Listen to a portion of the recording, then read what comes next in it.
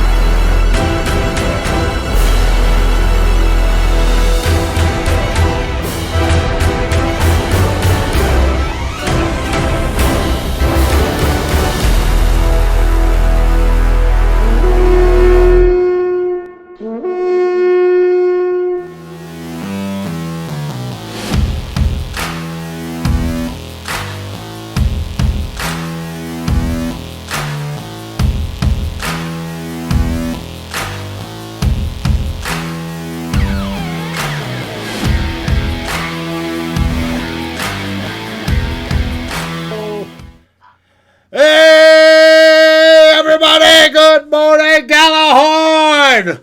In the Raw! We have with us today Drew, Ted, and Christopher Gates, the Grand Poobah of Daily Norseman, to talk Vikings versus Saints in the wild card game where the Vikings pulled it out in overtime to defeat New Orleans Saints. Isn't it great? How you doing, Drew? Taste some milk and kiss my ass. We're moving on, baby. Give Gates the floor. Give Gates the opening round floor here. Let's hear it, Christopher. Welcome back. Come on, Chris. Man, this is your guys' house, man. I'm just here because this is freaking great. I mean, we heard everybody on the pregame show this morning and this afternoon go, oh, the Vikings don't have a chance. They're a huge underdog. I think Strahan said they were going to lose by 17 points. No. Turns out you actually have to play these football games rather than just listen to what people on the interwebs say about them and who should move on and whatnot. So, yeah, this was pretty great. I'm not going to lie. It was. How you doing, Ted? Boys, if I was any better right now, what would I be? Against the law. Let's light this candle. Let's go. Let's go. Now we're officially on. This is awesome. And we already have people chiming in. We have Lucas Silva saying, let's go. We have Ruby Bunting, best day ever.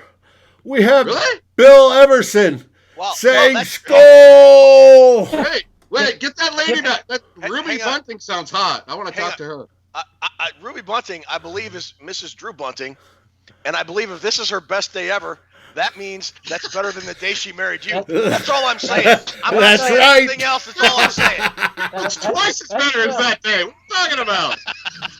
That's quite the indictment of Mr. Bunting. I'm just no lines with the Matuzak on the wedding day, huh, Drew? No, it's absolutely right. Anyways, Chris, like you were talking about the pregame show, my wife actually, she's not much of a sports fan. She sat and she watched the game with me, and our grandson was here this morning, and we were watching the pregame because I always watch the pregame, and she looked at me, she said, honey, everybody thinks the Saints are going to win. I hope the Vikings win just to shut everybody up. And I'm like, yeah, me too. And they went out and they did that. So now I told her when Rudolph scored, I'm like, look, you're stuck in that spot right here in front of the TV next week through the playoffs. I hope you realize until the Vikings lose. That's right. So anyways. Hey, we got Nathan Wright saying clutch Kirk. Nate Wright? Nate Wright saying clutch Kirk. He was there at the end, throwing it to Rudolph. Damn straight. I'll tell you what. I hope. The one thing that bothered me the most about. Sorry, I'm laughing. Ruby says way better. This game was way better than marrying Drew. I'm not even going to question that either. One thing that really bothered me about this whole thing. Coming into this game was this narrative about Kirk Cousins. And if there's one guy I'm happier for than just about anybody else in the Minnesota Vikings right now, it is Kirk Cousins, who took that opening drive in overtime, made that ginormous throw to Adam Thielen, and then that huge touchdown throw to Kyle Rudolph to end the game. Couldn't be happy for him. Well, and then I was saying... Is that the best throw of Cousins' career as a Viking? To this point, I would be hard pressed to say it's not. I mean, given the circumstances and the situation and the place, that's the biggest throw of Kirk Cousins' Minnesota Vikings career. That's the biggest throw of Kirk Cousins' career. Easily. Yeah. And I agree. And he nailed it. When you consider the moment, it almost has to be. Not even both the Redskins and the Vikings. That's the biggest moment of his career. And it was only topped by the pass into Rudolph. Because they didn't run it in. Cousins had the drop in the long dime and the pass that was beautiful to Rudolph where only he could get it. So Cousins got the double dip. And I know that's not his first double dip because he went to Michigan State. They do a lot of dipping over there. Back when we recorded during the week, Ted kind of called this. This is kind of how he felt this game was going to go. So I'm going to say giving the first game ball to Mr. Glover today. Well, thank you. But also, we were talking about this before we went live, Drew, and you also mentioned getting Dalvin Cook going, and the Vikings had to do that, and they did. And whether Cook opened up the pass or Cousins throwing the ball opened up Dalvin Cook being able to run the ball, they had to control the clock and eat time of possession, and Dalvin Cook did that. The only question I would have about the running game is bringing in Alexander Madison when they did, because he just didn't seem to have a good day compared to Dalvin Cook. No, I thought Madison did okay. But going back to Kirk, and we've had a few remarks since then, and you guys talked, and I posted, this game will, I posted, and I also said on the SB Nation radio broadcast, this game will determine whether Kirk Cousins is who he is. Whether he's the guy that can't show under the lights in a big game, or whether he steps it up. And he stepped it up. And that is fantastic. And we have gotten some great response live. You guys aren't seeing me post up the deal. But Eddie Van Halen, Edwin Broadmarkle says, do you like that? Hell yes, baby. Hell yes.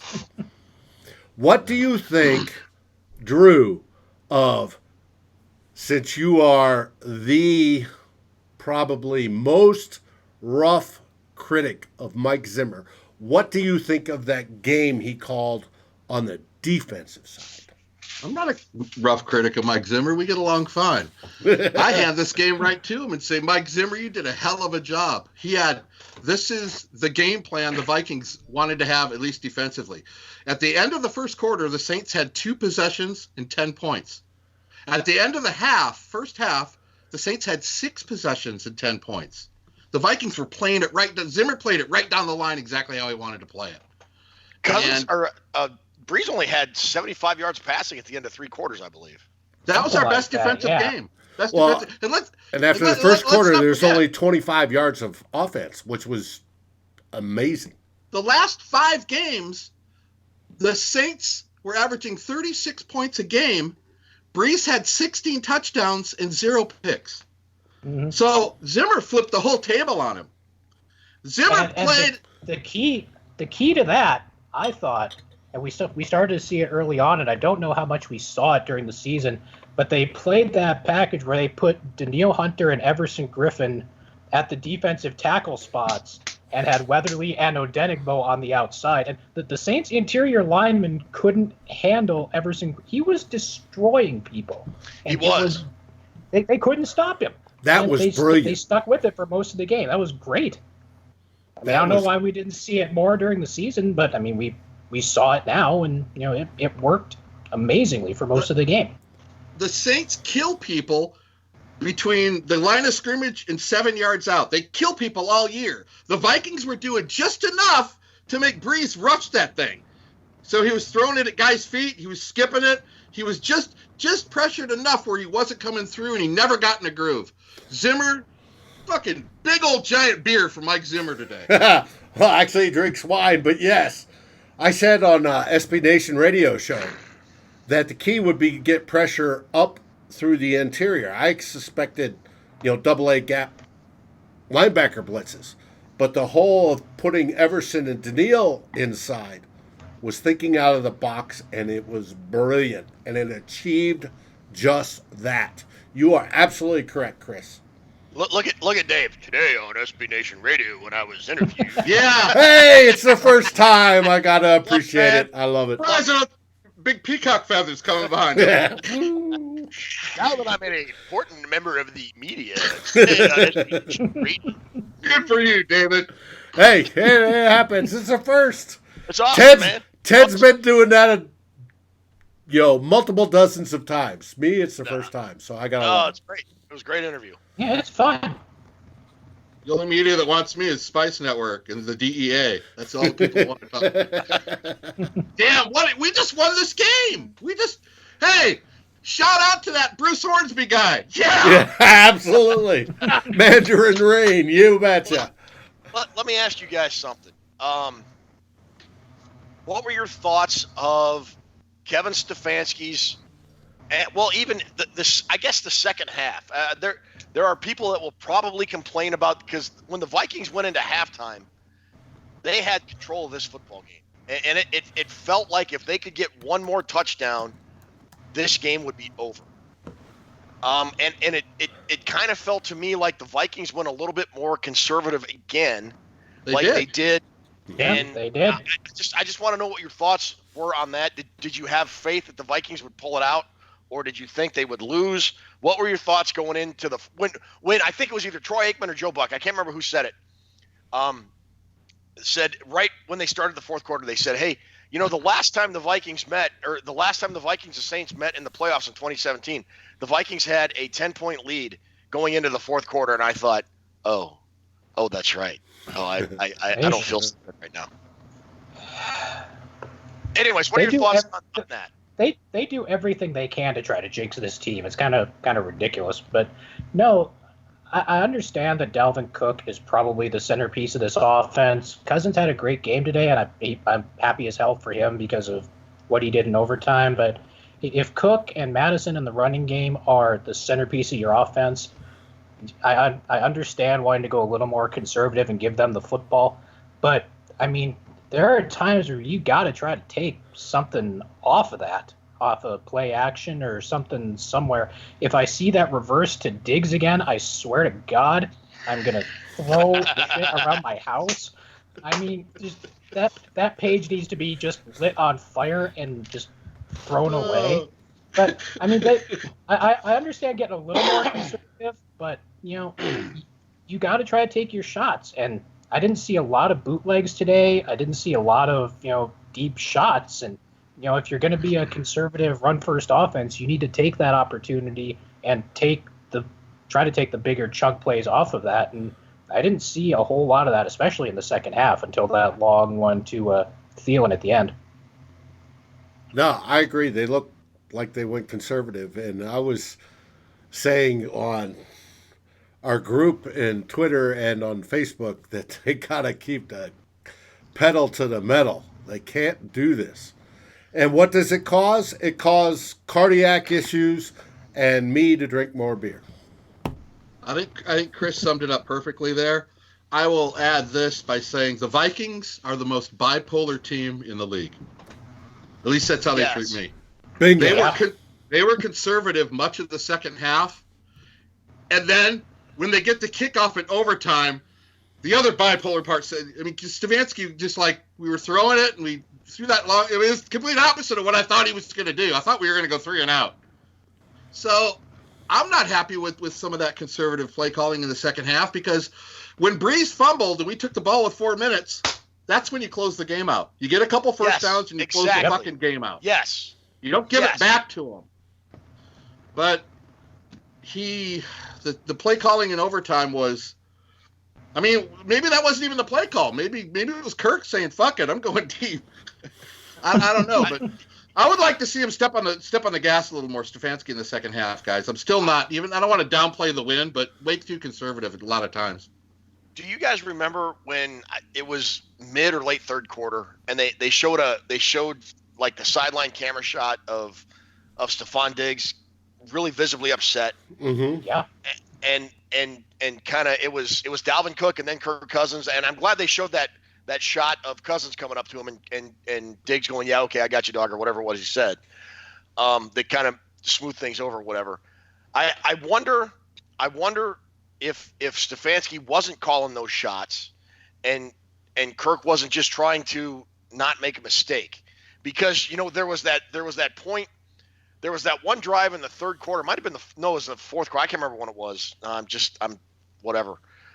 They had a near interception and then a near fumble on that would have been returned for a touchdown had Reef not been called for a false start. And then they did that draw play to Abdullah. It was like 3rd and 18 or whatever. And I tweeted out, no offense or whatever it was I said, but I couldn't be happier that they just decided to get off the field and not because that drive was disastrous. And then you had in the fourth quarter, they had that run to Cook that was it was reversed. It was a fumble that was called a touchdown, but his knee was down and it was reversed.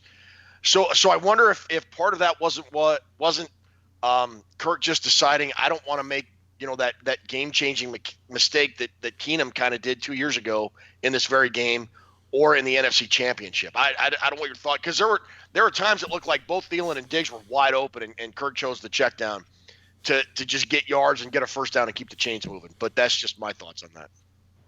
It was also Kurt Warner's thoughts. Did you see pregame his little breakdown? No. There's a lot of times. There's a lot of times when Kirk Cousins checks down and guys are running and the receivers are running wide open. And this is not certainly the show to start bashing Kirk, but I think if he looks downfield, he could have some success that's there that he doesn't take. Now why he's dialed into that check down, that's just his thing. But he did it again. He did it today. He had a play action.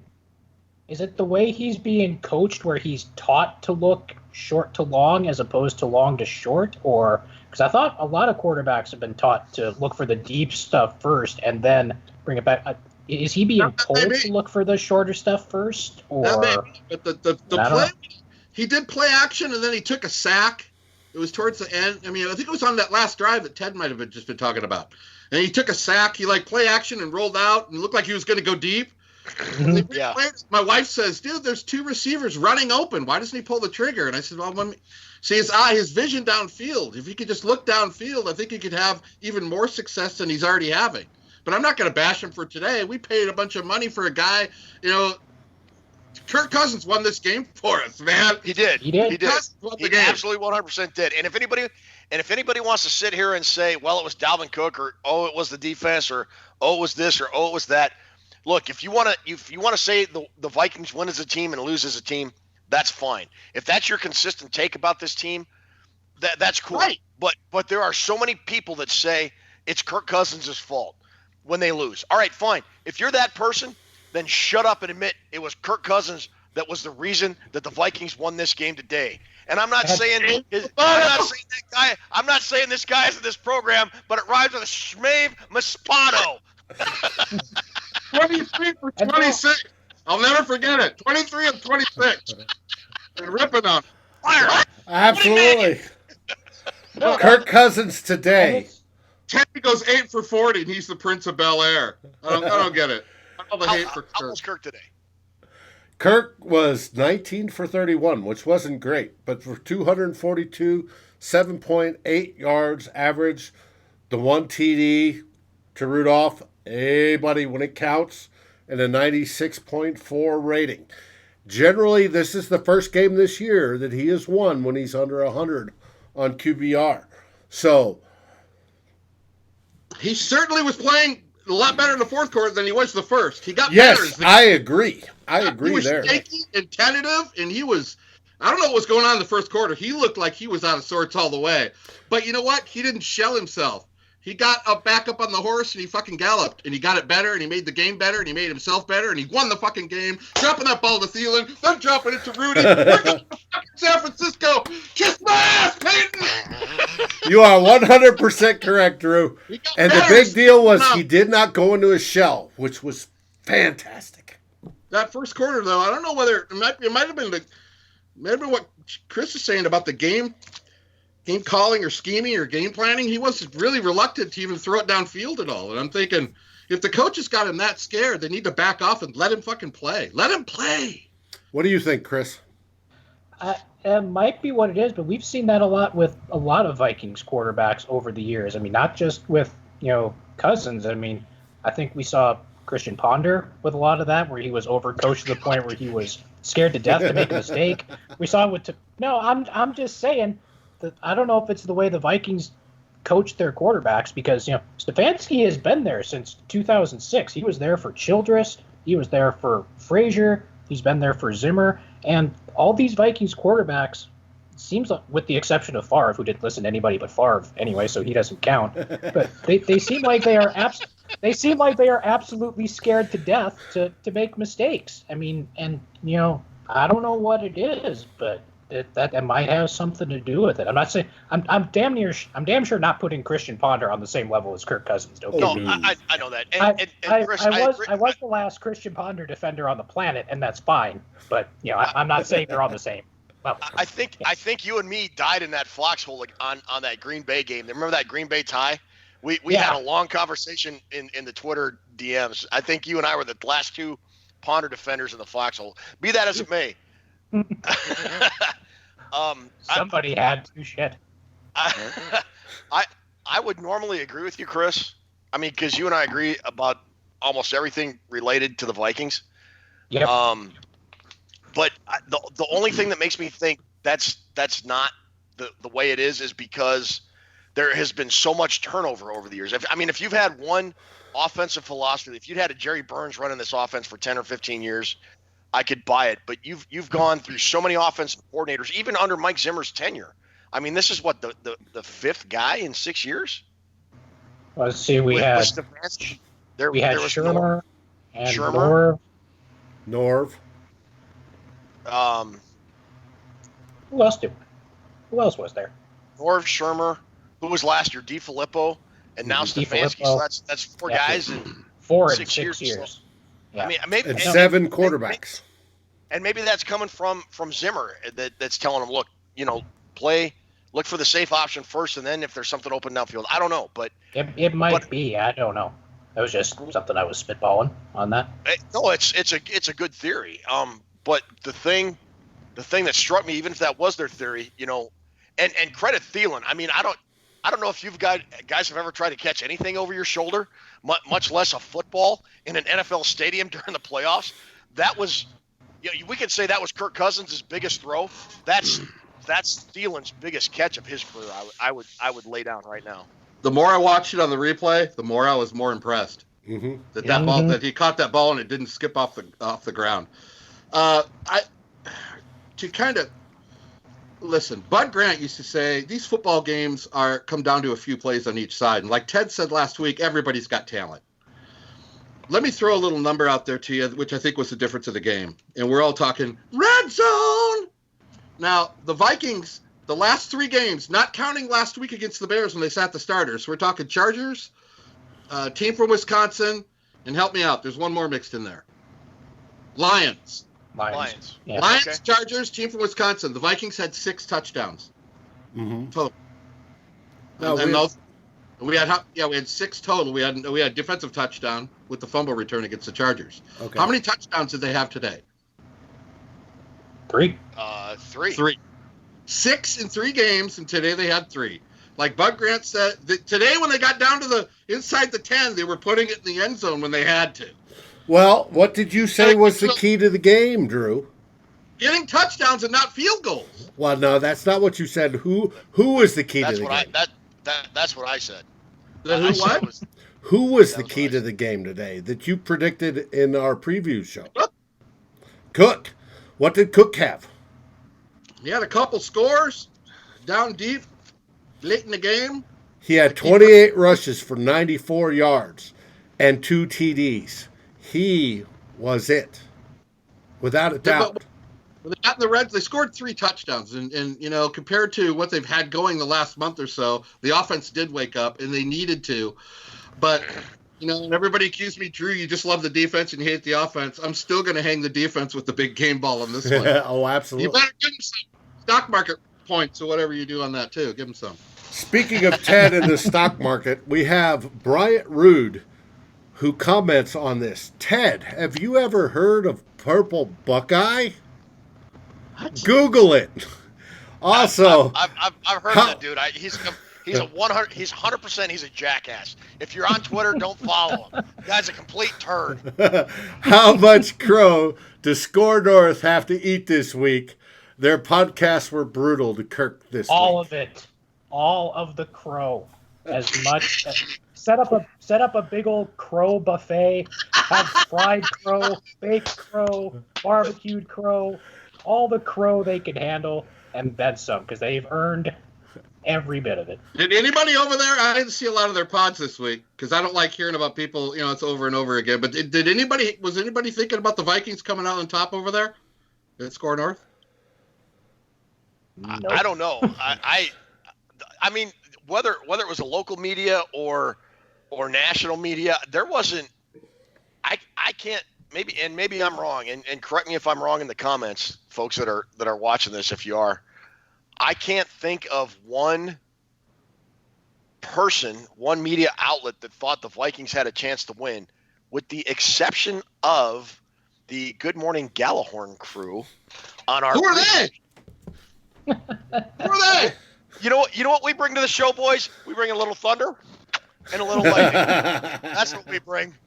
Hello, forearm slap. How about getting off the field? Getting off the field on third down. Look at the big difference that makes when it comes down to just breaking down a football game. We got off the field on third down and just didn't allow them to grind out these first down after first down. Yep, Saints were 4 for 11 on third down today. That's pretty huge. That's with that good. Offense. Speaking of defense, we have been. I think just about everybody who's a Vikings fan and the media, whatever, has been hypercritical of Xavier Rhodes this year, with fair evidence. With fair evidence, Oh, yeah. I may say.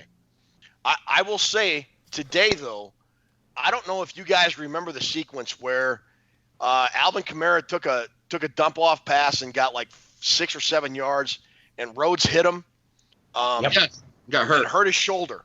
And I thought to myself, oh, Rhodes is going off. Here we go. He stayed on the field, and on third down, he broke up a pass to Michael Thomas that got the Vikings off the field. I thought Xavier Rhodes, other than he gave up that huge pass that Taysom Hill threw in the first half, other than that, I thought Xavier Rhodes played a heck of a game. He was a lot closer to the 2017 Xavier Rhodes than the 2019 Xavier Rhodes that we saw. Yeah, and I had wondered if the veterans like Xavier would step it up in the playoffs, and I'm glad they did. Hey, did you see Everson Griffin? He was hot today. Fountain of youth. Yes. Absolute fountain of youth today. And it's a good thing Rhodes stayed in the game and didn't wind up being injured, because we were one step away from pulling dudes out of the stands to play corner out there. No Hughes, no Alexander, had no Rhodes for what we got. Chris Boyd out there. We got Holton Hill out there playing significant snaps. Michael Thomas had 70 yards receiving today.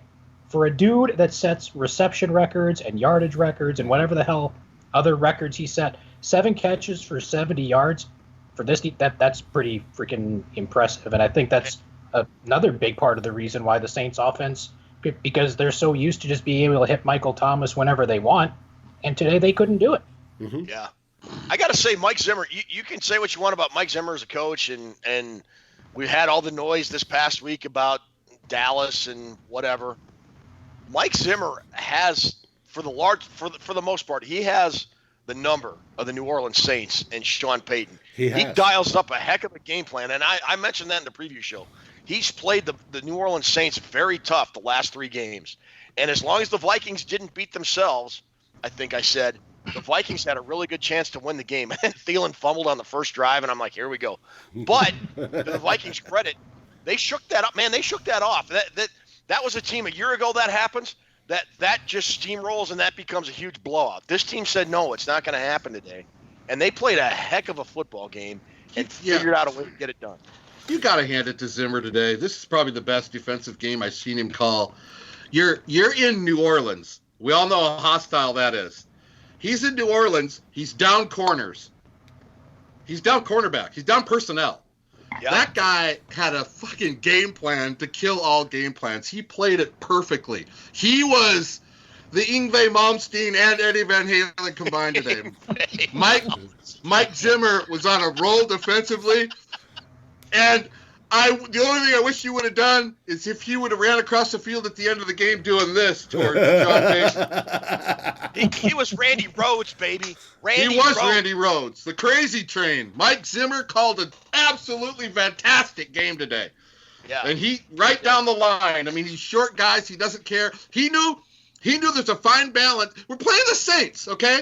We're not playing some scrub-ass team with Matt Blau. Yeah. The number 1 defense in the playoffs. I know everybody wants to say Baltimore is, but Breeze, that offense. I mean, Kamara, all of it. And there was a time when the Saints couldn't even get a first down every time they got the ball. Zimmer played it perfectly. Hats off to Mike Zimmer. The Saints were so frustrated at one point in the second half. Ohio State graduate Marshawn Lattimore was on the sidelines yelling, I think, at the other Ohio State alumnus in that backfield, Von Bell. I don't know if it was Von Bell. I know it was Marshawn Lattimore, but they were extremely flustered on that sideline, and you could tell it's funny because there was a point in time in that late in the first half, middle third quarter, where Drew Brees, everybody talks about Kirk Cousins' body language. Drew Brees looked like he had no idea what was going on and no idea what was coming next. And then after the Vikings, when it kind of felt they had something going, and was it Danielle Hunter that forced that fumble when the Saints were driving and the Vikings recovered?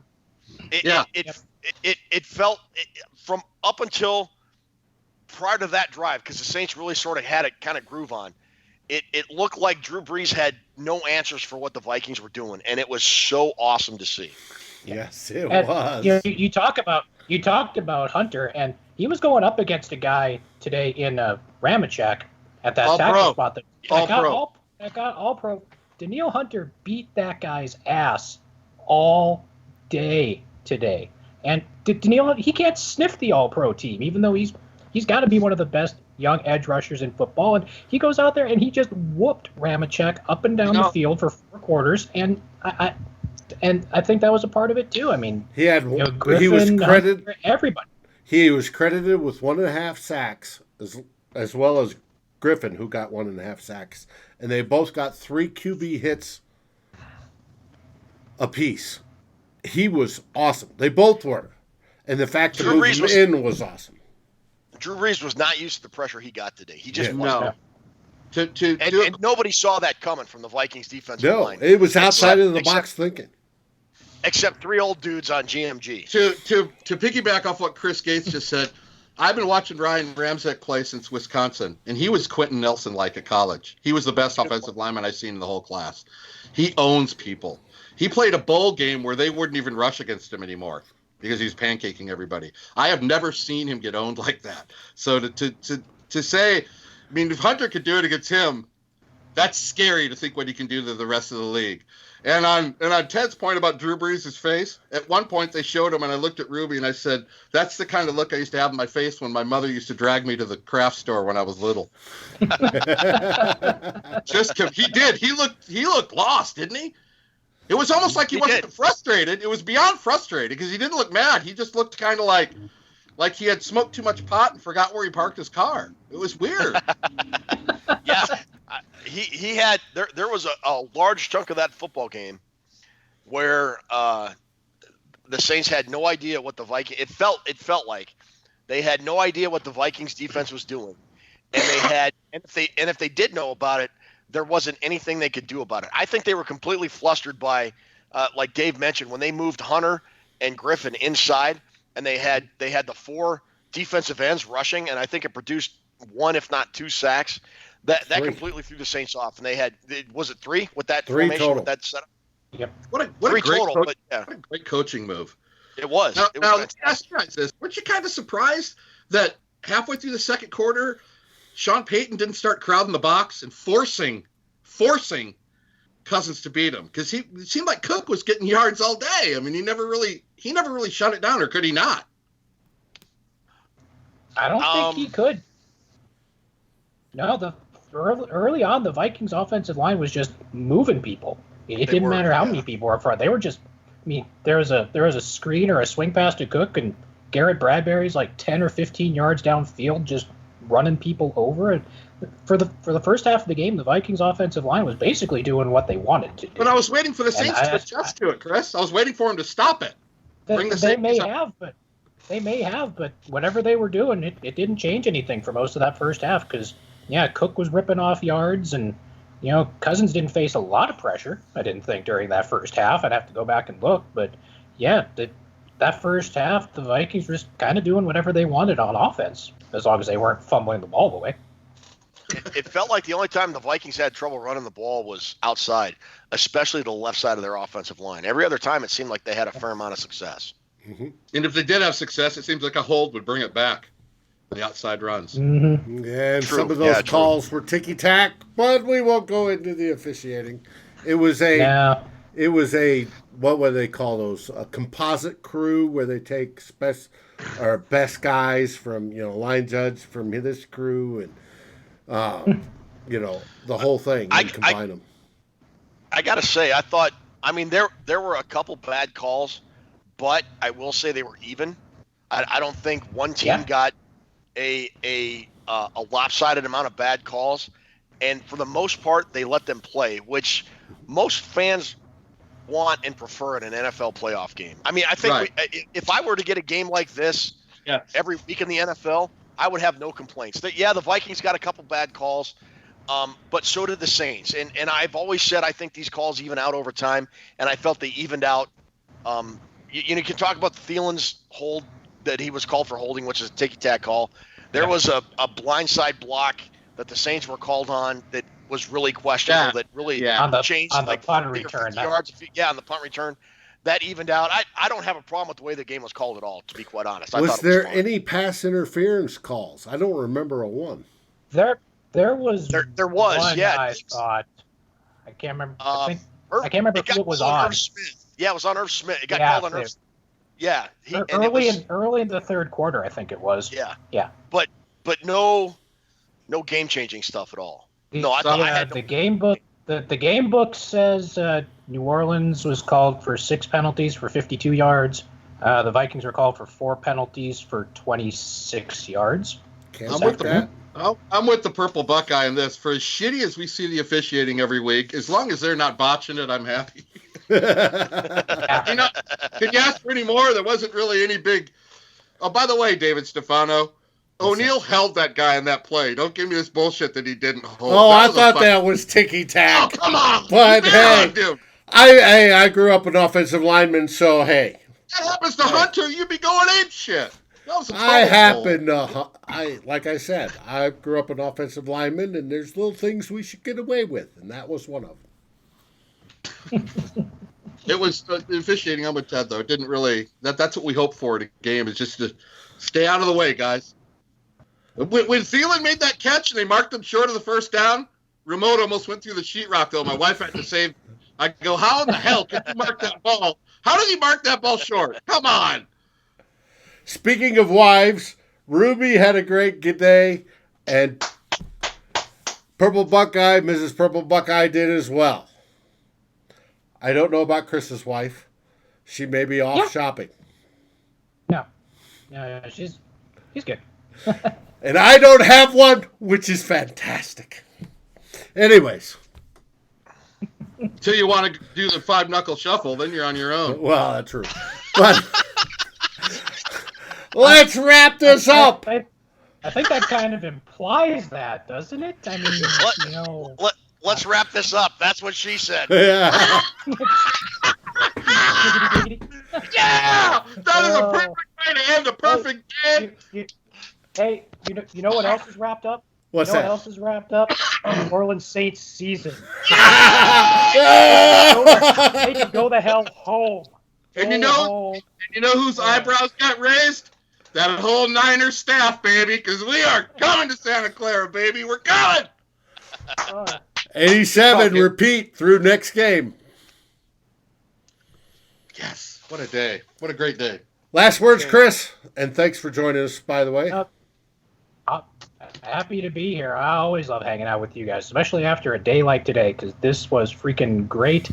I mean, people like to throw around the nobody believed in us card. Well, you know what? Nobody freaking believed in this team going into this game. And they did it because they had the ability to do it, and they went out and they did it. And yeah, I'm freaking thrilled that we get at least one more week of Vikings football this year. So there you go. Absolutely. Drew? Not much to add to that. Poobah covered it all. I will say this. I was kind of mad that the reserve played the last week of the season. Now I'm pretty happy because Boyd got much needed experience. Yeah. So Everything Chris just said. We're moving on. I'm one happy mofo. Meow, meow, Viking cow. That's right. Ted? Super Bowl, homeboy. We will see you in Miami. Let's go. Cats on the... Skull, everybody! Next week. Thanks for tuning in, everybody. San Francisco. here. See you for the preview show. And on Daily Norseman, every day. Every Loser. day. Saints, you lost.